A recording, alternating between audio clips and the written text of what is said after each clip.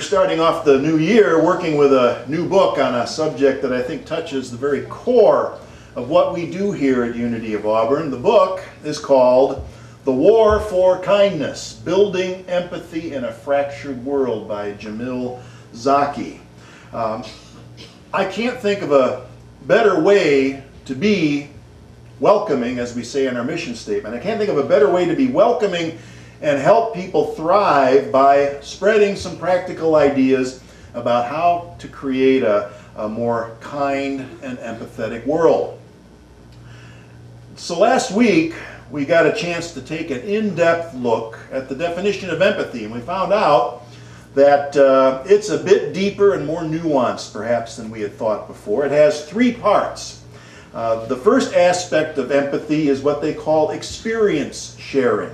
That's where we mirror someone's emotional state. And then the second aspect is thinking about it, mentalizing it, trying to understand that emotional state by putting the experience into words so that we could say, tell a story about it if we wanted to. The third aspect is caring, the action step where we're motivated to want to do something for that person to help to ease their distress in some way. Now thinking and caring are for the most part within our conscious control. That first part though, the experience sharing aspect, is a bit different. This is something that in many instances acts like a reflex or an instinct. Someone around us is receiving some bad news and we automatically go into a situation where we share that experience. We mirror it. It's like a reflex or an instinct.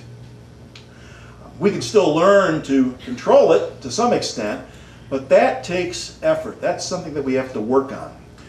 And last week we also touched on the question of whether there's a downside to empathy. I mentioned people who are in the caring professions, first responders. Those kind of folks are prone to burnout and even PTSD if they're drawn too deeply into experience sharing too often or dwell too much on it at the thought level. The good news though for them is that because of the work that this author and others have been doing, there are more and more resources that can help them to be able to effectively cope with these issues. Chapter 5 of the book is called Caring Too Much. Caring Too Much. And in it, the author tells a personal story about the premature birth of his daughter Alma, who suffered a stroke in the process. She was born at the Benioff Children's Hospital in San Francisco, and she spent many days in the ICN, the intensive care nursery. And in case you were wondering, by the way, before I go any further into this, Alma seems to be doing just fine now. I think we got a picture of her with her little sister and her dad up there. And you can even find her listed on the Stanford Social Neuroscience Laboratory website, where Jamil, her father, is the director. Alma is listed here as what they call one of the lab babies. I don't think that means they experiment on them. I think it just means that these are kids of people in the lab who get to hang out there while their parents are working. And she has her own listing here under the staff listing at the hospital, or at the lab there. And her listing says, Alma recently completed her master's degree in toddler and is now continuing towards a PhD in little kid. Her research interests include counting to 50, writing her name, and diligently drawing inside the lines. To cut loose, Alma enjoys interpretive dance, impersonating a drill sergeant, and explaining things to her junior colleague, Louisa. So, way to go, Alma. She's doing fine. All is well now. But the first few days were like an emotional roller coaster. I thought that chapter 5 alone was worth the price of the book. It's really good. And he describes the intensive care nursery as a place of intense fear and sadness. And he wrote that if sadness were light, you could see the ICN from outer space. That was his experience of it. And he goes on to describe the doctors and staff as empathetic superheroes, and how he has never experienced empathy in such a profound way. But he wondered about the cost to the people that did this kind of work every day. Empathy is a good and wonderful thing, but the fact is that too much empathy can debilitate us. And you can see it most easily in the medical profession and first responders and caregivers that we've already been talking about. In fact, it's become such a well-known thing that they have a name for it. They call it compassion fatigue, or sometimes the preferred term is empathy fatigue. The problem now is that you don't have to be a member of a caring profession to feel some of those effects. In 1996, that's 24 years ago, psychologists found that up to 40% of television viewers were exhausted by the coverage of bad news.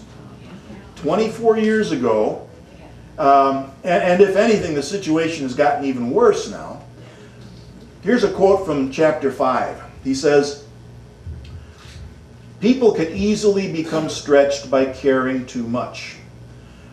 Modern life gives us unprecedented opportunities to broaden our empathy, and journalists and activists have taken full advantage, inundating us with images of suffering in the hopes of inspiring action.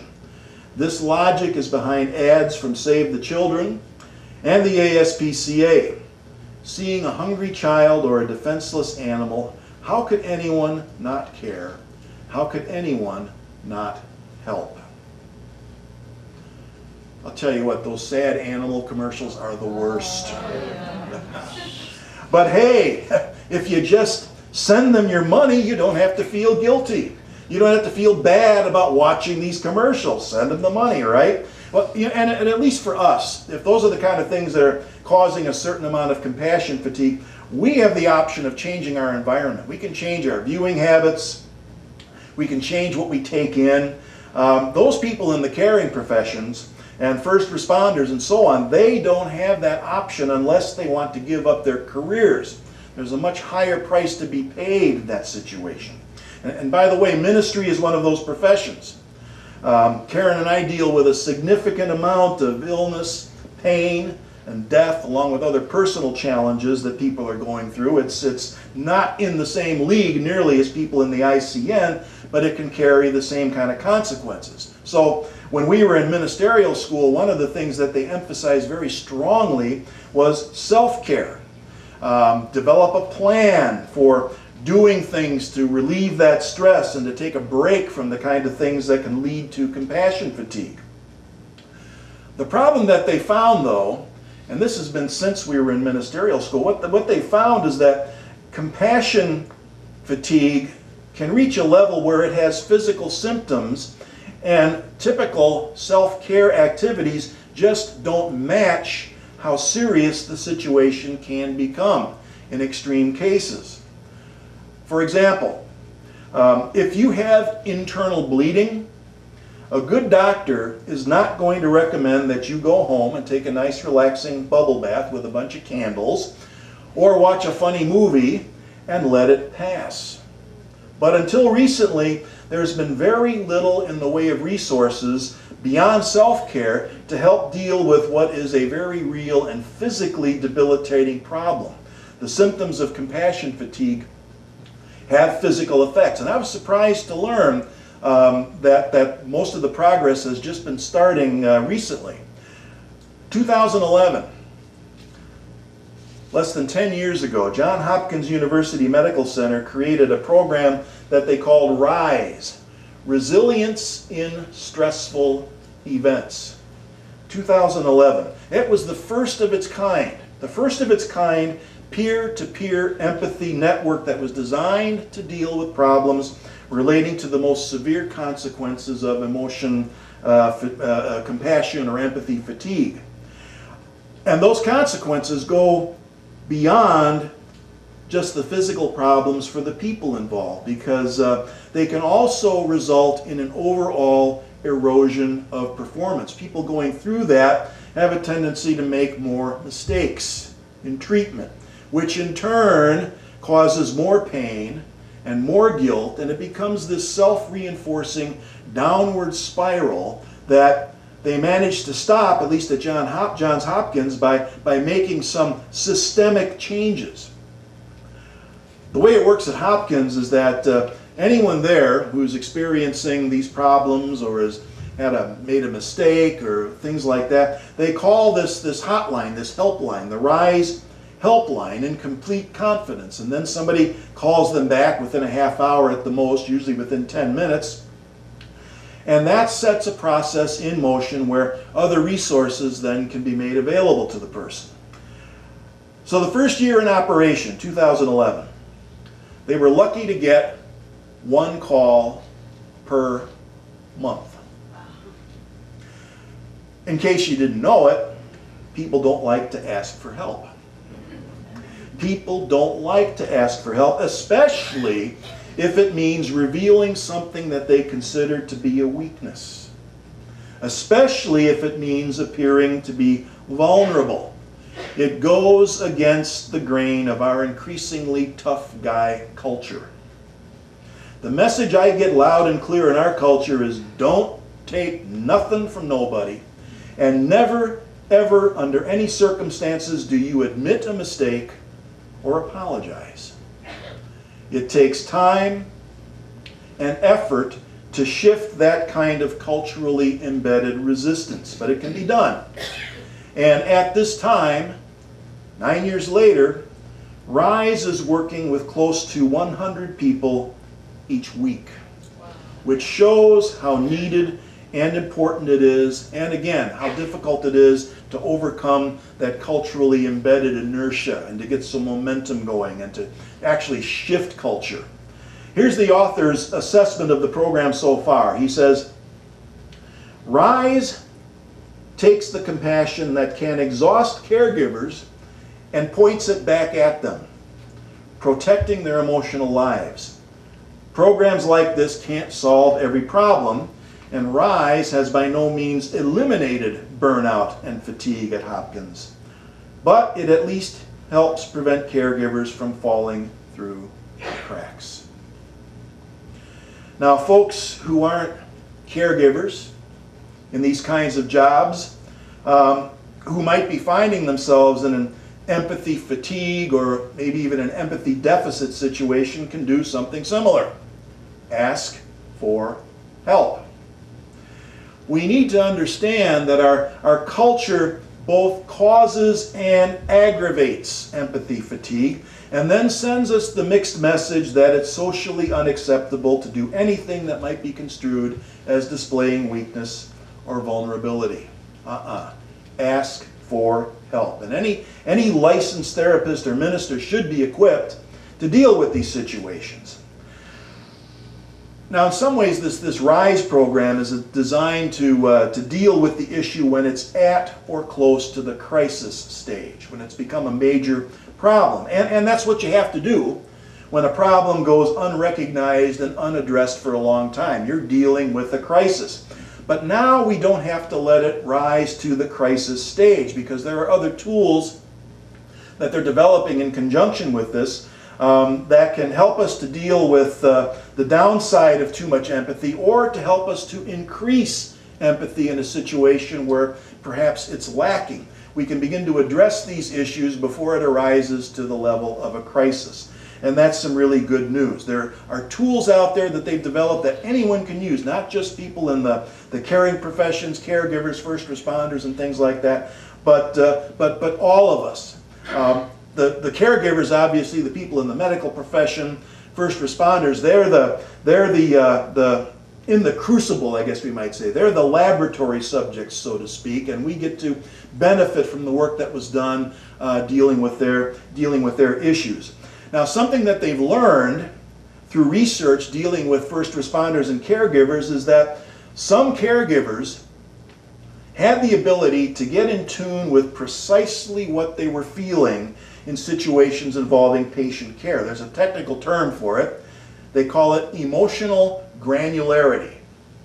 What it means is the ability to identify emotions and feelings very specifically and in very great detail. It's like when you put something under a microscope and you can see the individual cells of something, like the grains of individual grains of sand, that kind of granularity, detail, a level of detail that we don't ordinarily get. And what they found was that people who could pinpoint their feelings at that level of detail and had the vocabulary in them to be able to describe their feelings found it easier to both control those feelings and to bounce back from hardship. Here's what he says in the book. He says, high granularity individuals benefit in other ways. They are less likely to binge drink, engage in violence, fall prey to depression, or harm themselves than people with a more opaque emotional life. It's a skill. It's a skill that anyone can learn and develop. And would anyone care to guess what technique has proven to be very useful for developing emotional granularity? Anyone care to take a guess? Meditation, yes indeed. I'm up here like a broken record.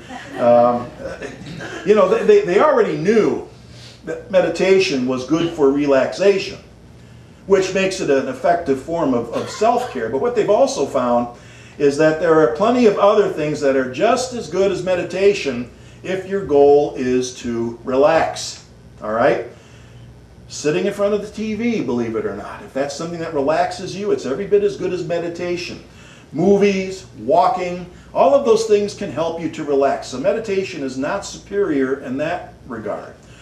But where they found that meditation could really excel was at developing empathy.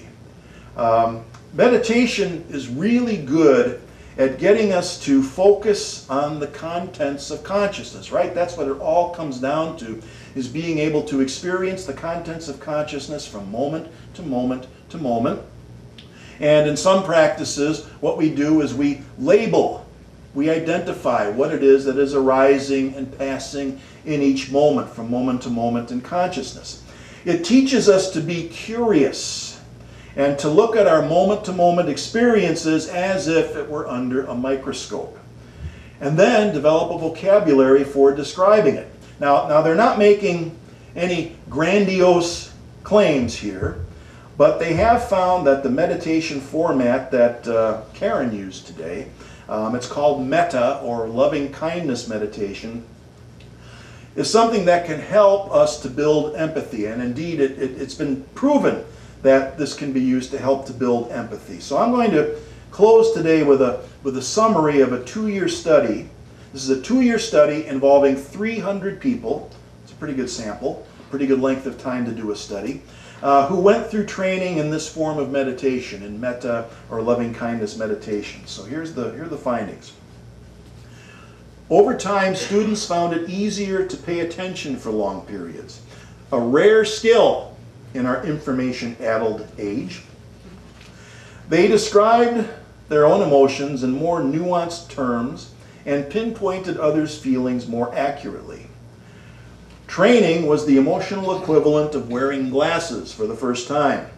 The world became more vivid, full of details they never knew they'd missed.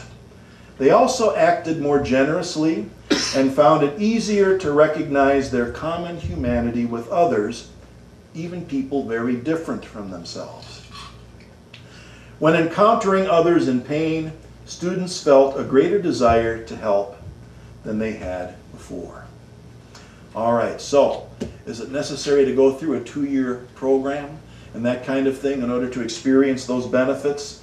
Next week, more on the war for kindness, tools for building empathy, and an answer to the question of whether you have to enroll in a 2-year program. The answer is no. Come back and find out how. We'll see you. Thank you.